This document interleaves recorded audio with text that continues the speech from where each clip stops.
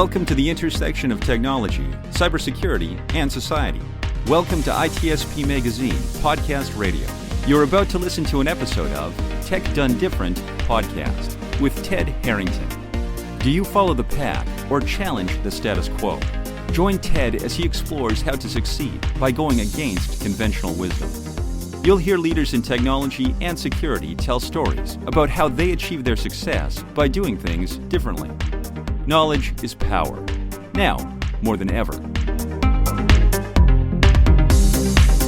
Welcome, everybody, to another episode of Tech Done Different. I am your host, Ted Harrington, and with me today is our special guest, Jonathan Rao, the CISO of Lightspin. Jonathan, welcome to the show. Hey, Ted, great to be here. Thank you so much for inviting me. I am very excited to go on this particular rant with you today. I am too. We were talking before about the many challenges of third-party risk management, vendor risk management. Both our eyes perked up when we're like, let's talk. Okay, we gotta vent here. So let's focus in on this area. You've certainly seen it from both sides, as a vendor who receives these questionnaires and the enterprise who is issuing them. So whichever one of those sides you want to start with, but maybe let's start from the vendor side. What is the problem today as you see it? The principal problem, no, there's many, but if we had to start with one, what's the principal problem with third-party risk management as it pertains to the way questionnaires are handled? Yeah, for sure. I think, the content in the question you asked, it's the questionnaires themselves. As a vendor, no matter the size of your company, right? Like we're post-Series A, we're kind of a small Israeli startup in the cloud security space. And just getting in the questionnaires is problematic in itself. Not that I don't like that our prospects and other vendors want to do their due diligence, but mostly that a lot of the questions I get kind of seem to just be a lot for the sake of having a lot, right? I mean, there's some standardization within the area. The Cloud Security Alliance has the CAIQ, then you have the SIG Core and the SIG Lite. But typically what happens is I get like a 500 or 400 question thing. It could be in an email, it could be in a Google Doc, it could be in Word, it could be in SharePoint, it could be in one of dozens of different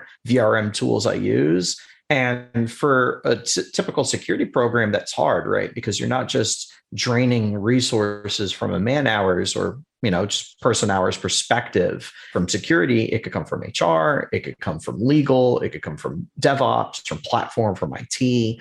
So it becomes this whole community issue that shouldn't exist. And I think the crux of the issue really lies in, folks both on the issuing side and on the receiving side, not really honing in on what services do you provide? What data are you exchanging? Are you sharing it? What's the nature of this data? It's really the context that matters. And without that context being easily classifiable, folks are overly reliant. So they're indexing on whatever VRM tool they're using, if they are using one, or maybe they're Googling and it's like, how do I do a VRM, right? And then it's like, hey, give them a SIG, even if they're like a 20-person startup for delivering Cheetos to like your vending machine. And now you're on the hook for answering it. So I think just how you process the questionnaires and what you actually do with that data, maybe the hidden subtext behind it is that as somebody answering it, it's like, cool, I'm answering it to capture business, but also this is a third-party risk activity on my own because now I'm delivering evidence and delivering facts about my own security program to somebody else who I don't know if they're actually going to use our tool, and therein lies a risk on itself. So it's almost like this Ouroboros risk problem where it's like just consuming itself for the sake of doing so. So let me ask you about there's so many problems within the problem as you've just described it. So let me ask about maybe the burden or the context part of the problem. So what I heard you describe is that different vendors are going to be doing different things, protecting different assets for their prospects or for their larger suppliers or vendors that they work with. Yet they are all being asked to fill out these questionnaires all the same, sort of this like one size fits all, but risk isn't a one size fits all problem. Is that a correct summary of the pain as you are seeing it?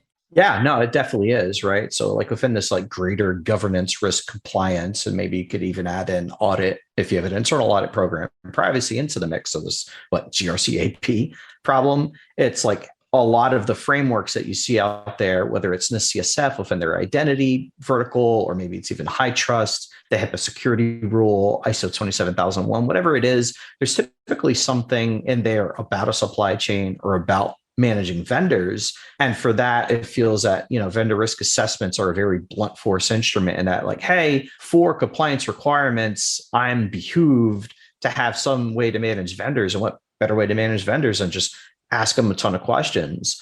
So it's almost like compliance causing compliance issues, where I think VRM done right would be, hey, what is this vendor, right? Are they an ERP tool? Are they an application performance monitoring tool? Are they a studio if I'm a media and entertainment company and they're doing like post edits, or maybe they're doing subtitles? All four of those things are different, but because of compliance regimes, I think it's forcing security programs, especially security programs who are small or underfunded, or both usually, right? Is that it's like, I don't know how to scale this program. I don't have a dedicated lead. So let's just go with the SIG core and just go full send and hit them with it, no matter what their environment or what their context is. So yeah, it's very much a problem not being able to kind of suss out that actual detail of like, what's this entity doing for your business and how do they interact with it? So what do we say to the enterprise who sends that and they hear you and they're like, okay, I get it. You have to fill out several hundred extra questions that are irrelevant to your business. It's, maybe a waste of your time, and, that stinks, but that's your problem, not my problem. So how does the end user who's sending you that, how are they actually indirectly feeling that pain? Because you can't use those person hours in other ways. Like, they're paying the cost somehow. How are they paying that cost? Right. I mean, the way that they're paying the cost, it's like just as much, CapEx expenses I'm burning with the hours that myself and my team are burning, answering these questionnaires and providing evidence, depending on, how stringent it actually is on the inbound. They're doing probably equal, if not more, taking in the questionnaire, inputting it into whatever vendor risk management or third-party risk management or even procurement solution they're using at a higher level, and then determining if the answers to the questions are, within the risk appetite and within the risk profile, if they even are. Because a lot of times, I was on the enterprise side, and a lot of times their procurement activities, it was like, okay, we issued the questionnaire and then we just took a spot look. And then maybe we had a couple questions in there, which were like gotchas, where it's like, okay, if like they don't provide detail, or maybe if they answer no to it, we want them to answer yes, and we'll drill down into it.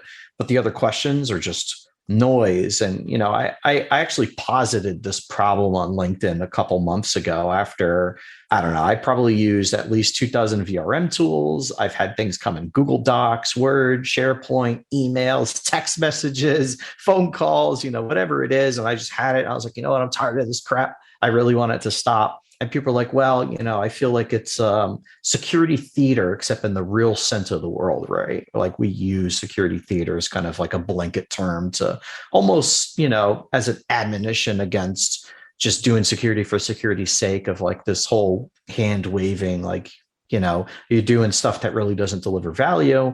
And a lot of the opinions on that post were that like, hey, maybe back in the day, in some primordial time, security questionnaires are 25 questions. And somebody's like, well, I wouldn't want somebody to think that I don't take security seriously. So how about 50 questions? And how about 100 questions? And now we're at like 400 questions, right? Where I've gotten asked things like, hey, do you have a policy for, preventing human slavery?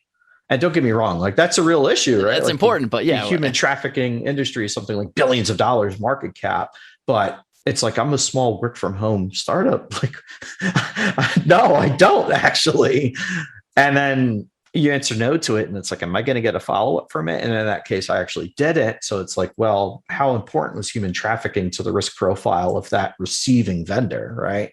That reminds me of a story where in our security consulting business, we were working with you mentioned media entertainment, and we have a lot of customers in that area, and one of them was entirely a cloud solution. And one of the questions they got on their security questionnaire they received was, where is your safe that you store the physical film that movies are made on? And they're like, first of all, movies aren't made on film anymore. Second of all, we're like, you can come to our office. There's no safe. What are you talking about?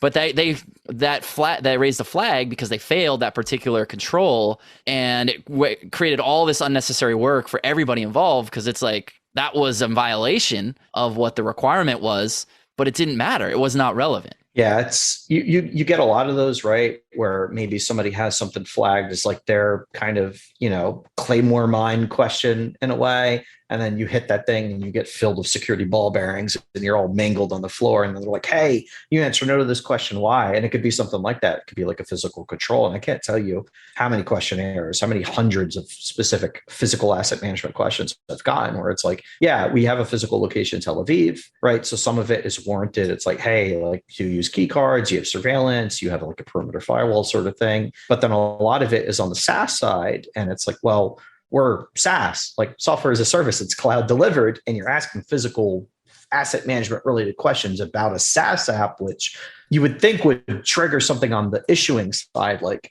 hey, this is a bit silly. Maybe we shouldn't ask them like what physical protection controls you have around your SaaS application. But there you have it, right? And look, I'm not trying to poo-poo other people's VRM programs. I think a lot of it, again, is done at the behest of some other greater compliance regime, or because they have to check a box and like, okay, I have this capability, and then they don't have a dedicated lead. Maybe they're flexing a resource that otherwise would be in the SOC or doing engineering work or doing threat modeling. And it's like, hey, you got voluntold. You're now our head of VRM. Have fun. It's like, oh, cool. Nice title. Do I get it raised? No. Issue questionnaires or else. And then you have it, right? Yeah, right. You just get more stress. Right. Exactly. Stress on both sides, which isn't conducive to anything except for, well, therapy, I guess. So what I'm hearing you describe is that what would be better from the vendor standpoint would be if questionnaires could, I guess, could be customized to the business they're in, or be dynamic based on how you answer certain questions, whether or not additional questions within a certain, branch of a tree need to be asked or not need to be asked. It sounds like that kind of thing would make vendors' lives easier. I think so, yeah. And it would make, both the folks who are issuing and receiving it easier, almost like a questionnaire for your questionnaire. My ideal solution is like almost imagine your own SaaS application, which treats, vendors, maybe it's not an nitty gritty, but if you abstract it up to vendors are just an asset, right? Vendors might have a widget that they're providing to or a service, and they're hooking into some area of your business. So you need to treat them like that. It's like this vendor is an asset. It's communicating with these other assets. Maybe it's your web page, or maybe it's some portal, some SFTP site, if you're into that sort of thing, some API, you're transferring data to them in some way or another. And maybe this application for their procurement is like, okay, are you regulated or not? What compliance regimes do you fall in? Does this vendor handle PII or EPHI? What segment are they in of your asset inventory? What parts are they actually connected in, right?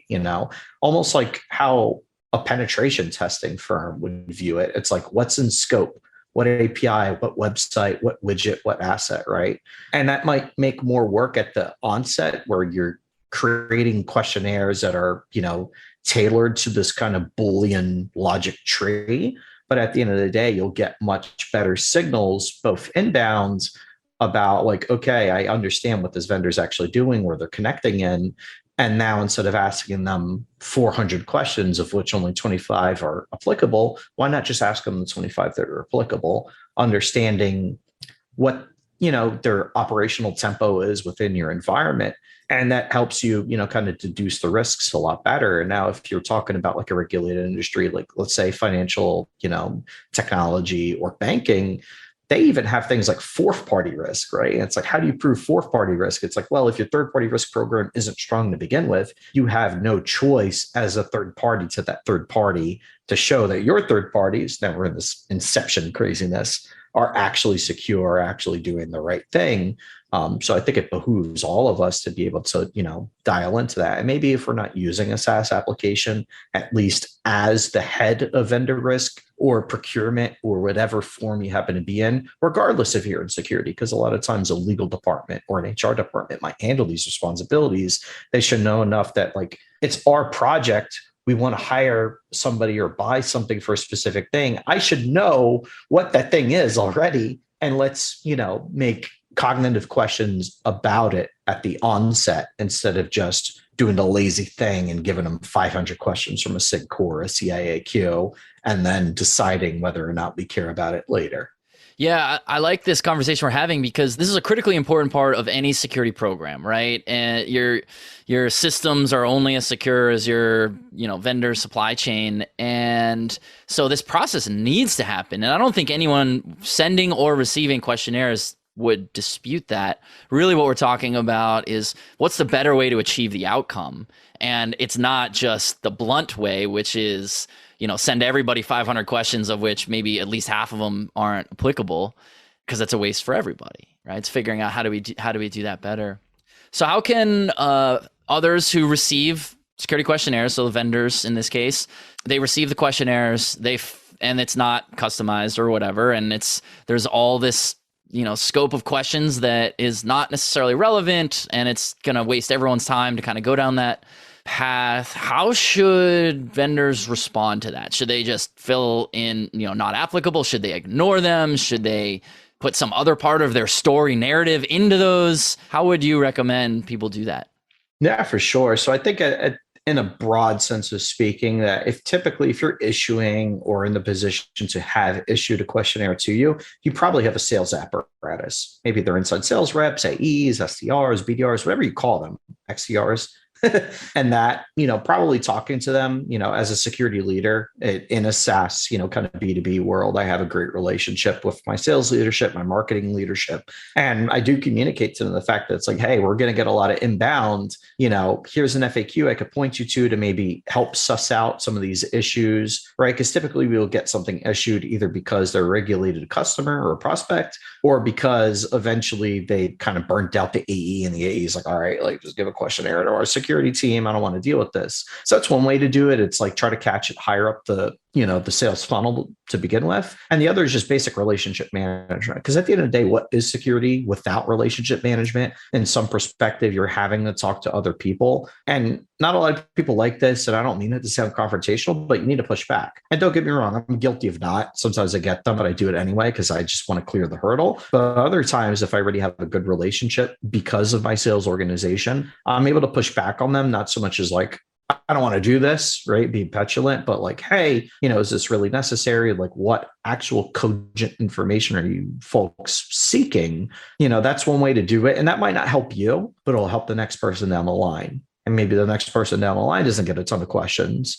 Maybe they'll be like, hey, like our other vendors are asking us 25 questions. You're asking us 400. What gives? Like, you're a transcription service, or you're a vending machine service for our office, or you're giving us ping pong balls because we're forcing people on-prem and saying, hey, we have ping pong tables or something like that, right? I think it begins organically and just actually talking about it. But on the other hand, maybe technology can catch up. I've seen a lot of companies kind of in the VRM startup space, right? Using things like, natural language processing, which is, a way for computers to understand intent and speech and text and interpret it. I've seen a lot of work done on training corpus, which is like a NLP, natural language processing technical term of whatever subject matter they're covering, meant for third-party risk. So you could give it your policies, give it your SOC 2 Type 2 report that you got from an insurance firm, give it your, CSA star level 2 attestation, and then it will extract all the information from it and fill out these questions using a bot or a Q&A service or something like that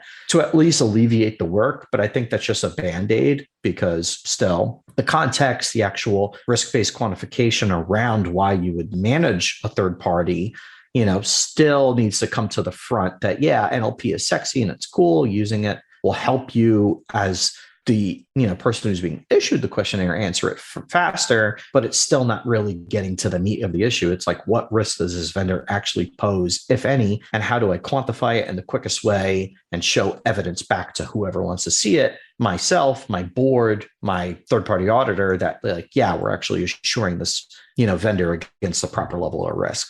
Yeah, hearing you describe it, I mean, really what we're talking about here is how do we build trust, right? The issuing entity, the enterprise, whatever, they're looking to understand, like, can I trust you with our information? How do you approach securing what matters to me? And then it's the responsibility now of the vendor to not only answer literally what's being asked, but get to the heart of that question, which is, here's why you should trust me or why you can trust me. And some of the advice that I've heard you describe, I think, does that, right? Including pushing back and saying like, well, what's really the mission here? Is it an exercise in data entry? That's not what anyone's trying to do on either side. It's really, how do we know whether or not we can do business together, right? Yeah, 100%. It becomes this like weird, task stacking issue of like, hey, I don't understand the intent that they're answering the question. Now you as a person answering it, it's like, okay, in the comment field, if they have one, do I provide a ton of information about the questions like, hey,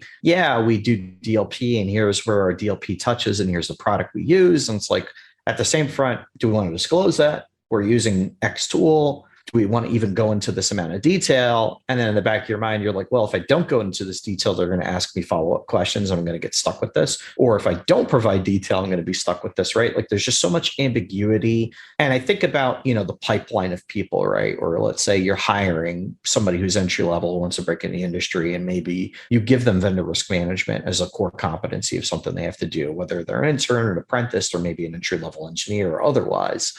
They're going to have that exacerbated times 10 or times 100, whatever order of magnitude you want to do, because they haven't been exposed to the industry as much. So no matter how you tackle the issue, there's always going to be that, voice in the back of your mind of like, okay, how much information do we provide exactly? And sometimes they're like, hey, like, yes, you must answer it and make that fill in like required, let's say through using a web portal. And I don't mean to call out these vendors, but, just like an example where you could do it like Risk Ledger, TX Group, or OneTrust, right? Where they have their own tools for vendor risk management. And you could, modify the questionnaire. It's like, okay, forced to fill in, but that still doesn't really, answer the problem of like, okay, what context are they going for? And asking questions is actually really hard, right? Like sometimes they are Boolean. It's like, hey, do you have a CSPM? Do you have container security? Do you have a VM program? Sure. But let's say I'm working with a vendor that, processes, for whatever reason, maybe they're taking in snapshots from my environment, right? And they're running an SBOM against Docker registries, something crazy, right? It's like, do I, want to know that they have a vendor risk or a vulnerability management program? Sure. But what I really care about is like, are they, patching on time? What outstanding vulns do they have? And then it becomes really an issue, even on the issuance side of like, am I asking too much? Both from a third-party risk on the person who's getting the question side of like, okay, do we want to actually disclose this? Why are you asking it? Sign an MD&A. And then also from the point of like, I'm asking these questions, I'm going to have to process the answer in some way. Do I really want to ask that much? So I think as security professionals, we're skeptical and we're suspicious and we're paranoid to begin with. So we'll probably ask for more rather than less. And that's another thing, back to some of the first questions you ask is like, why is this a problem? And I think that whole, kind of social, psychological thing really plays into it. Yeah.